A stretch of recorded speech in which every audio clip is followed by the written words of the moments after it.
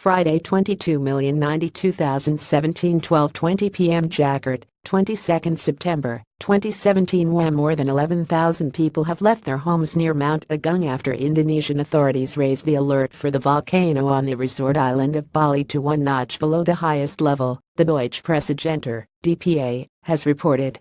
Mount Agung has shown increased activity since last week, prompting the government to warn people to stay away from an exclusion zone of 7.5 kilometers from the volcano's crater. More than 11,000 residents around Mount Agung have sought refuge, said Sutopo Nugroho, a spokesman for the National Disaster Management Agency, on Friday. Hundreds of harmonic tremors have been detected, he said. The 3,030-meter Mount Agung last erupted in 196,364, killing about 1,500 people. WAM Ismail